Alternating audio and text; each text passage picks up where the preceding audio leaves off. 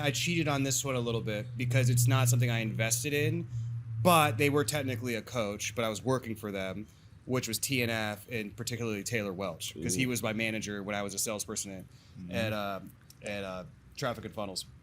And so that was by far in my life the most transformative year in terms of personal development in my life. And so there's a couple reasons why. And the first thing is I was able to work, and you probably had this a lot with Sam, is I was able to work in person in an office with a company that went from, at the time I started, they were kind of rebuilding. They had kind of peaked and then they went back down. They were like $300,000-$400,000 a month.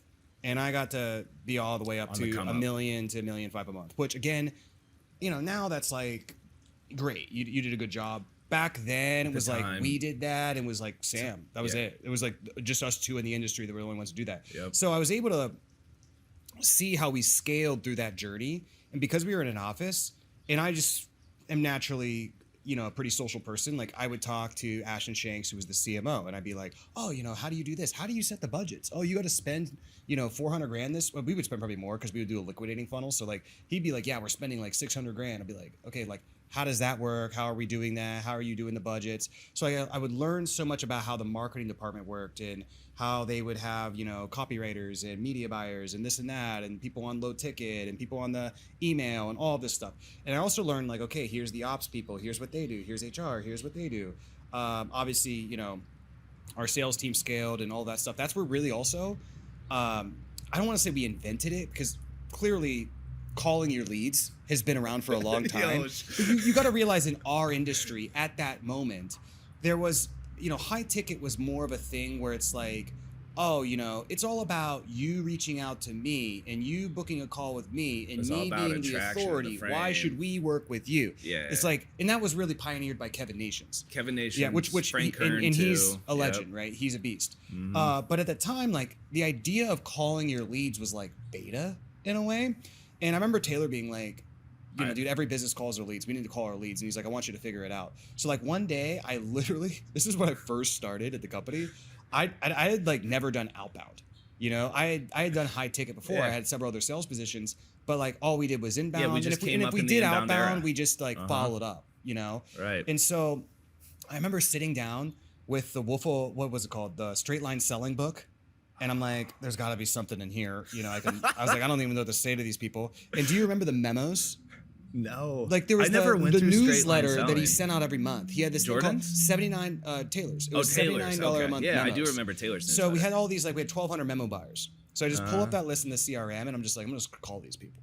And, you know, newsletter, people who read a print newsletter are probably the warmest leads of all time. Yeah. So like I'm calling these people and it's so easy. And I just kind of create the script on the fly, calling them. And like my first set of 100 calls, I got several sets and like got several closes out of it. Dang. And then I refined that over time and then eventually helped train the entire setter team that we had at TF with that scripting. And then we shifted from webinar to low ticket. And then obviously everything was setter driven. And that was, we were really the first company at that time who was doing no company was setter driven. I mean, there might be like maybe some old school heavy direct response companies or something like that. They were like the 1.0. Like I'm not saying we created it by any means. But like in Russ Ruffino, Sam Evans, Scott Olford at the time, us, like nobody else was doing it. So obviously I learned all of that kind of on the fly. A lot of it I kind of just like figured out just because he told me I should figure it out. And I was like, all right, I'm just going to sit down and call a bunch of leads. So there was that. The other thing, and you probably got this at consulting as well, is what was so transformative about that experience is I got to see, because we were a coaching company for companies in the industry, right? Mm-hmm. So I got to see like all these clients come in and then like you pick up a pattern recognition. So you're like, okay, the clients who hit $500,000 a month to $1 million a month, they usually have this type of offer. They usually have this type of funnel.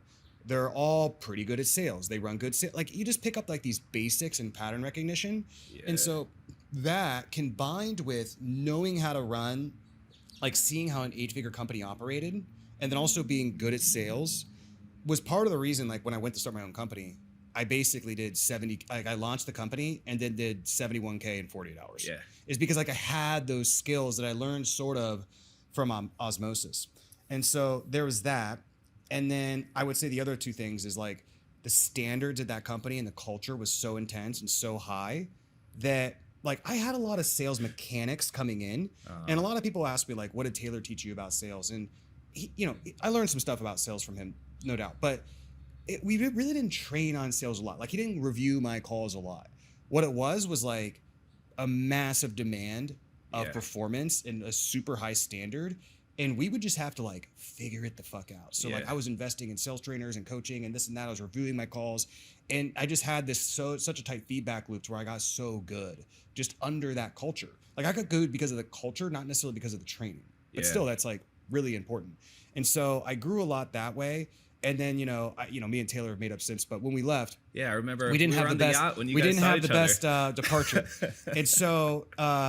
He even told me at the time, and like, I love Taylor now and everything, but he told me at the time, he was like, you're never going to make more money than you make here. Right. And I was like, fuck you. And so I swear from like 0 to like probably beyond $1 million a month. I mean, I was like determined to just prove him wrong. And I'm kind of glad he did it because it gave me a lot of like dark energy fuel, If you enjoyed this clip, you can check out the full podcast by clicking on the screen right here to check out the full episode.